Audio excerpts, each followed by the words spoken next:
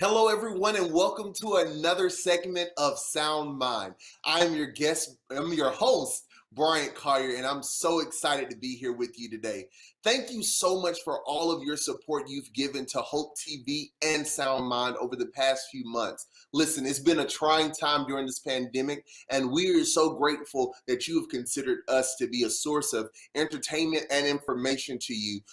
So thank you so much. And to our senior pastor, Dr. E. Dewey Smith, thank you for your vision for this platform for us. So as always, we want you to share this broadcast. So Facebook, YouTube, Roku TV, whatever means you're watching on, share it with a friend, a family member, in a text thread. We want to share the information we have with you today. We have an amazing guest today. He is a native of New Jersey. He moved to Atlanta in 1996. He is a graduate of Redan High School, and he also a graduate of Miles College, where he has his bachelor's in business administration and a minor in marketing. He has a phenomenal story, and I can't wait for him to share it with you.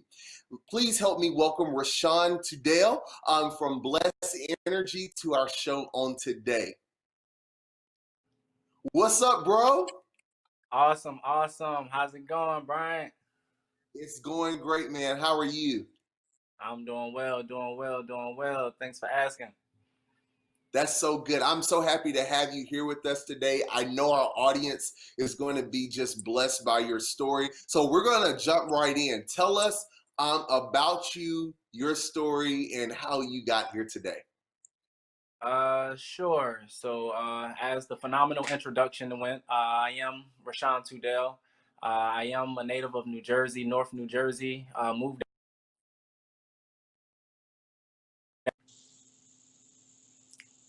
Moved down to Atlanta.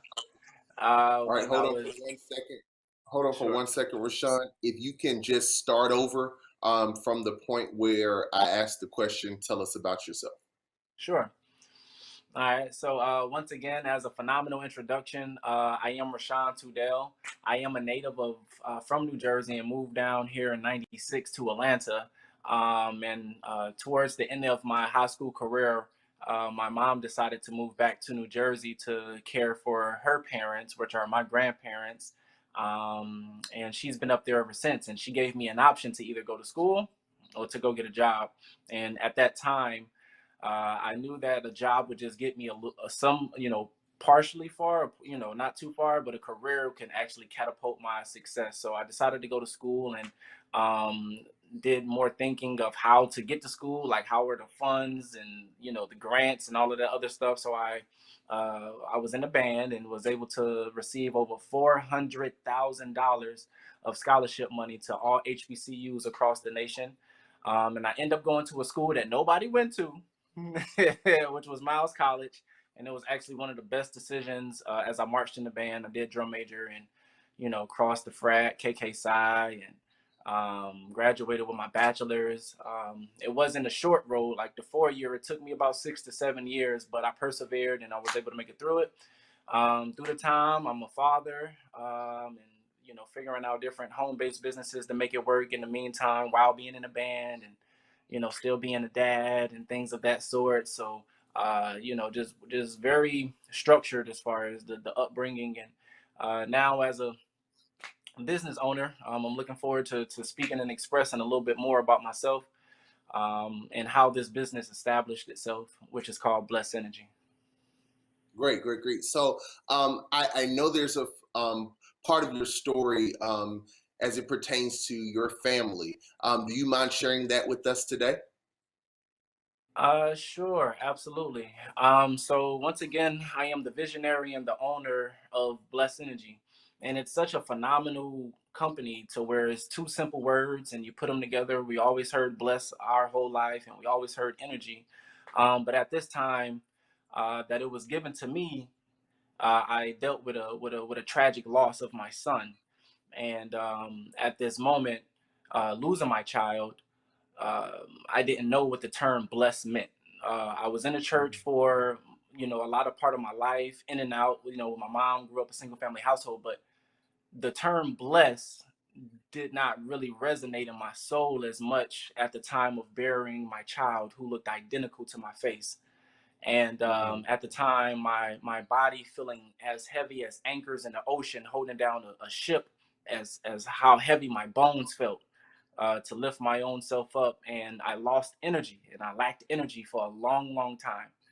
And these two terms is what I battled with. What is a bliss? What is a bliss? Like, I just hear it and it just seems like one basic line of a thought process. And what is the energy? And I had to redefine what those words were to me, so that I can uplift myself mentally, spiritually, physically, emotionally. So what I've done is created, or what the universe has done and what God has done, is turn my misery into a ministry. So Wow. essentially, we're simply breaking down what blessed means and finding synonyms for that word, so that we can build our consciousness and the way that we think about the higher power, the way that we think about the higher self of ourselves, and how grateful we should be to just that, to be alive and have life. And I did the same thing with energy, and I had to redefine what is energy. I had to break down the segments. I had to break it down, and it was able to build me right back up. So I know that if it helped me through the loss of grieving my child, and his birthday is actually tomorrow. Wow. So with this segment today, it hits home. It hits home a lot. It's right on time. I'm thankful for you all just for allowing me to speak. Thanks so much for sharing your story. I can't imagine, and the strength that it takes to even have this conversation now. I'm really appreciative for. There's some people that are possibly even watching right now that have been through what you've been through, or are currently going through what you're going through. Can you just kind of walk us through what was, how long was the process afterwards, like to getting from being down to getting to the point where you were able to redefine bless and energy to that place to pull you up? What was that in between time like? It's funny, the conversation about time is that, they say time heals all wounds, but through this Hmm. particular understanding, I had to learn that it's understanding that heals wounds. It's not necessarily Ooh, the time. that's Um, good. just on 2 years ago, my son would be 10 years old tomorrow. And 2 years ago was the first time that I've been able to speak his word, speak the message of him. His name is Princeton, by the way.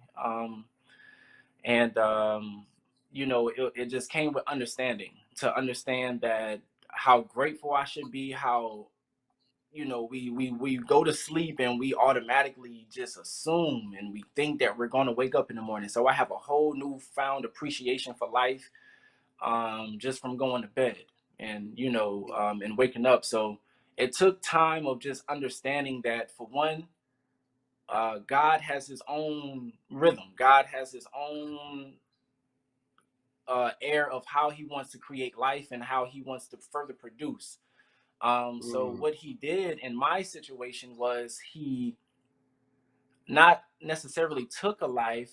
He added an angel to his repertoire, and he gave a message to the Father so that this could uh, relate to me in such a way so that I can help relate to others who are dealing with the same.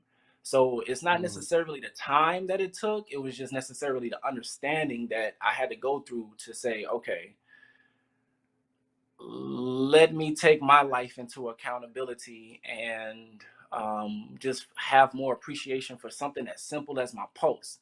And wow. within my presentation, I have this pulse example where it's essentially showing us that we're not machines.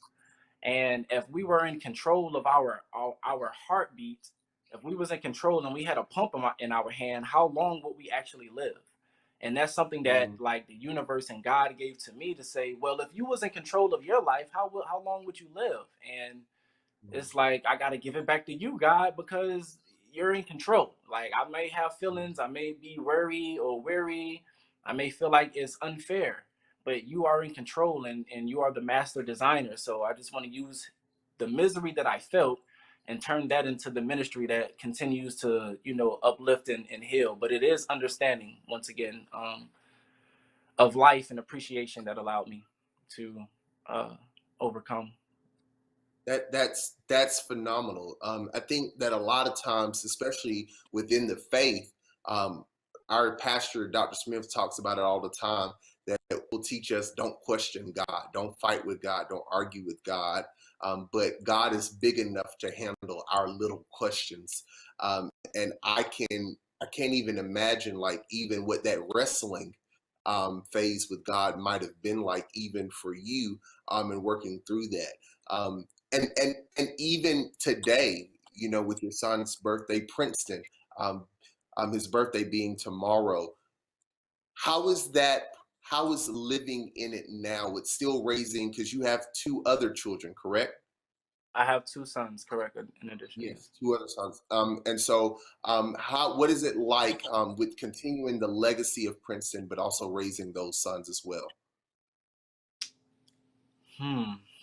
Oh, In today's time on today, I find myself to become more patient and not so antsy, Mm, and trying to find ways to relieve anxiety, mhm, just for simple planning, to what I want to do with him or for him or how I want to communicate with him.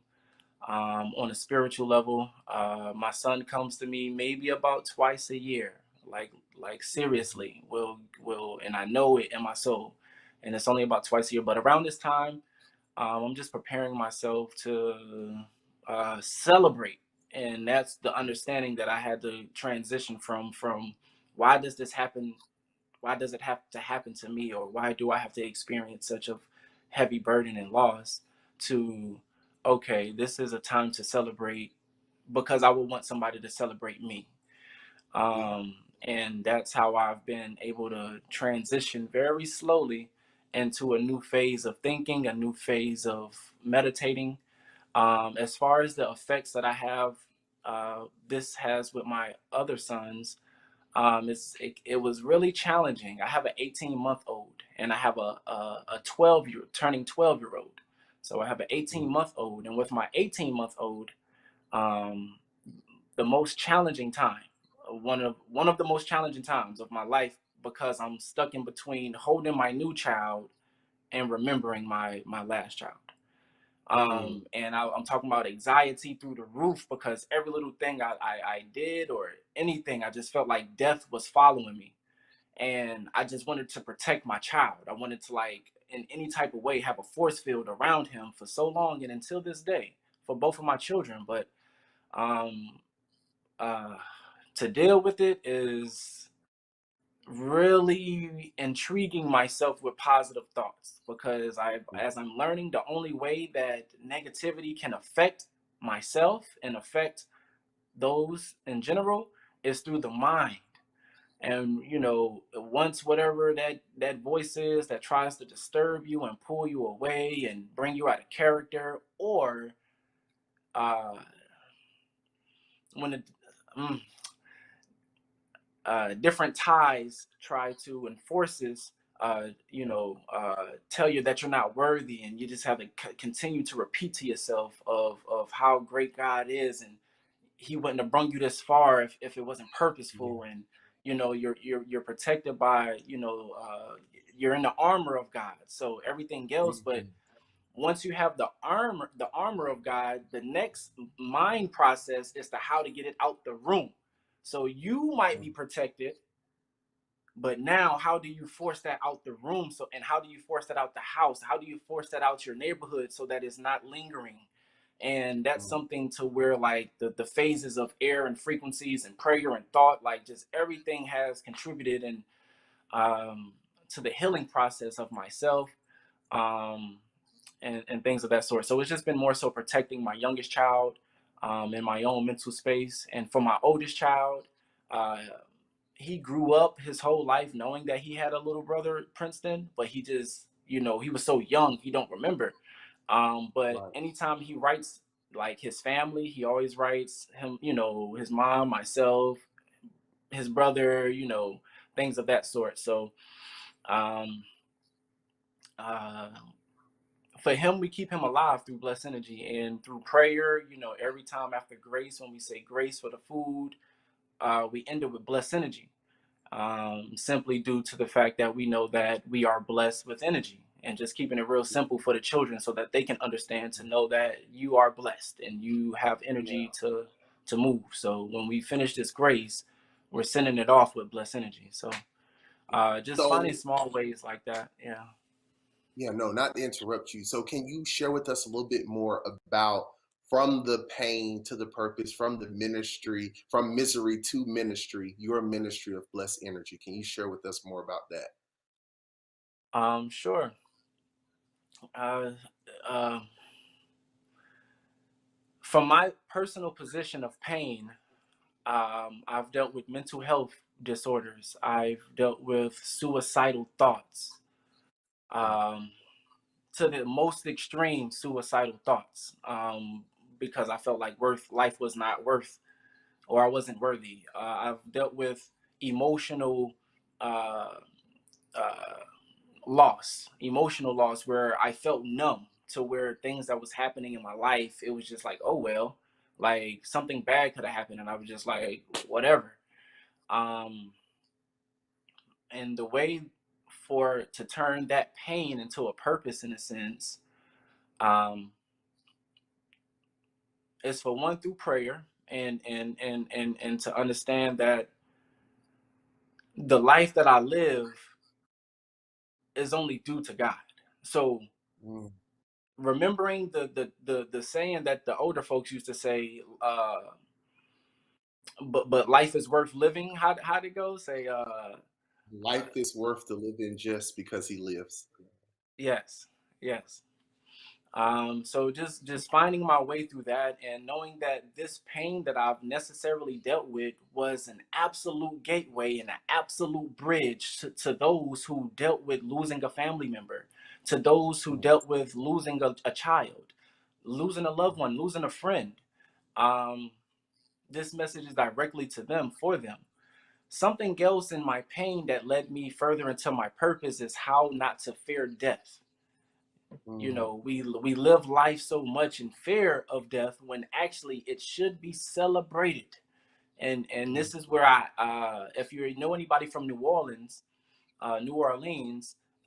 in certain parts and cultures of New Orleans, when someone passes, it's more of a celebration. And I kind of, I am really attracted to that type of energy, to where let's not mourn, or let's not, feel bad, but they got to experience something that we haven't experienced yet. That's a celebration, because that's something that we all will have to celebrate. And honestly, this is what allows me to cope with so much of, the losses that I've experienced from friends. Oh, by the way, my best friend was killed was killed on July 15th. So the same day oh, that, yes. So like tomorrow is a day of like remembering and giving God praise. Like that's um so one of the things that allowed me to uh console myself was to understand that I will have my day also. Um mm, and that's the, because during the time of death and funerals, you really don't have the words for for anyone, but if mm, you can sit down and just have that silent moment with that person, like I had to have with myself, and I had to say, Rashawn, you're going to have a day also. yeah, So while in this moment, make the best of it, connect with the people who understand your heart, and focus on encouraging and focus on inspiring, because it's enough trauma in the world. It's enough stuff to bring you down. So focus on those that want to see themselves do better, or even if you have discernment like I do, and you see the light in somebody else, try to help mhm, guide them to say, I see something in you, I'm telling you, and even write it down. Like, um so that's where I've been as far as turning pain into purpose. Now, with Blessed Energy, so we're working in the school systems. That's like the direct order, is to get inside of the school systems. We focus on three topics: increasing academics, teaming up against bullying, and behavioral issues. At the end of that segment, we go into a spiritual sense, which is blessed energy, and is simply having the kids give me a synonym for blessed, give me a synonym for energy, which is their new defined first and last name. So whatever your first and last name is that was given to you, it's now put to the side because you was given that name. You had no choice in choosing that name. So with the kids, I tell them to write down a synonym for blessed and a synonym for energy. And once they provide that, that's their new name. And that's the energy that we want to put in the atmosphere. That's the name that you called yourself, because I couldn't name you. Only you can give a synonym for blessed, which would be the first name of yourself. And energy would be whatever you define it as, would be your new last name. So ultimately, this is how we think of ourselves when we think of blessed and when we think of energy. We're ultimately thinking of our highest self. And the inspiration that I give to the kids and being a father, that's what really like hits home and makes it so much heartfelt to know that they're learning, that they're in school, that they're educating themselves, and that they're being spiritually encouraged, where I'm not necessarily saying, okay, you gotta follow this path or you have to follow this path of a spiritual enlightenment. But what I'm allowing you to do is to define who you are by defining what these two simple terms mean. And now you have a new definition of those two simple terms, and you have a new definition of yourself. So that's just the introduction to like turning that pain into purpose, is that I had to re-identify what these two terms mean, and now I'm turning it into a purpose to where individuals that I'm able to meet and who are inquiring can ask themselves these two simple words and now redefine themselves. That's amazing. You have given us a perspective that many people don't have, especially as it pertains to death. Looking at, for most people, they look at it as a place of dread. But to change that thought process to making it about celebration and remembrance and positivity, I want you to know personally, Rashawn, you have made a large impact in the world around you with that alone. Rashawn, our time is moving swiftly as always. But Rashawn, there's some people out there that I think you are probably most equipped to speak into their lives right now. With COVID happening, individuals have passed away because of COVID-19, and then some have passed away for other reasons and natural causes. But in the middle of those things, they've experienced loss and death and not been able to fully grieve well in that way. Can you speak into the hearts of those individuals that have experienced or are experiencing grief right now, and just kind of speak into their lives? Sure, sure, sure. As you know, once said, is that we will all once experience the great transformation. It's not an easy transition as far as the thought process, because it's to a place of the unknown. Within the teaching of blessed energy, we understand that we're just a physical body. That this body, the frame, the structure that we have will remain here on earth, once again, but it is our energy and it is our spirits that is what's most powerful, and what can connect through any realm is through our spirits. So if we can, further uplift our consciousness and further uplift our minds a little beyond earth, so that we can appreciate the simple things in life, such as nature, such as knowing that, as Dr. E. Dewey Smith would say, the sun has been in the sky and it has never been to a repair shop. Like, that is alone is simply amazing to know how purposeful we are to be alive at this very moment, is that the sun has been here for millions of years, and God seen us purposeful enough to fit us within this realm to experience the life and the love. So as we grow and live and move forward, get older through prosperity, then we hope to be able to have that time to understand that life is a given. Life is definitely purposeful. And when we do experience those that lost, the most important thing to do is to embody that you and that person met on purpose, and it was meant for you to receive a message from whatever memories, from whatever the words, from whatever their posture, their walk in life. You are supposed to take something from that which is of God and add it more into this life that what we live now. So as a positive word to those that are grieving, is to understand that we are, and it's harsh reality, but this is what I had to do for myself to really overcome and to live through the process of losing my child, is to know that God, you still have me here. You wake me up in the morning. I can only be thankful, and to know that one day I will have my day, which will indirectly help people to, and myself more so, become more in tune with their purpose, so that we're just not waking up and it's just like, oh yeah, you were supposed to wake me up, God. No, God is doing this for a great reason. So although we may not feel like we're perfect, we're not, but in God's eyes we're perfect, and the only thing that we have to do is attune ourselves to his word, his humor, and just live life to your best version.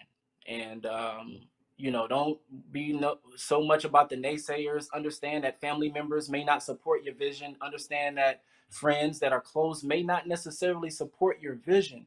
But if it's something that God put in the middle of, at the bottom to the middle of your stomach, and he told you directly, this is what I want you to do, that's what you should carry out through your life.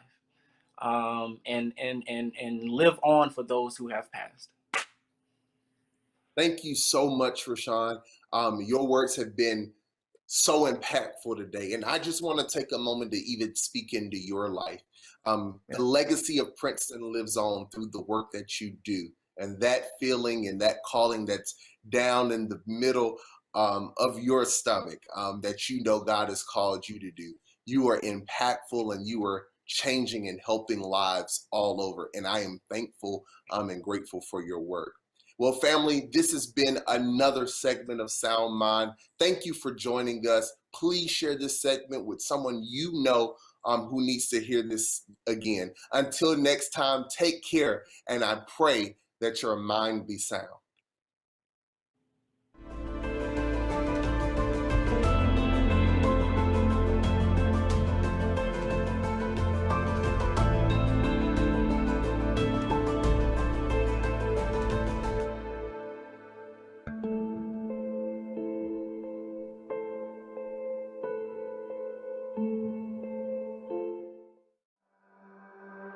11 o'clock on Sunday morning, when thousands of Christians all over the United States stand to sing "In Christ There Is No East or West," we stand in the most segregated hour of America. We're awakening to the fact that the accomplishments of the civil rights movement were a beginning, not an end. We should be able to say, this is where I have sinned against my brother, or against my sister. I think this whole element of racism is a reality of life. Being racist is something we need to change. Even though the church in many times has been complicit in the racial divide, let's be honest about that. The church is the way back.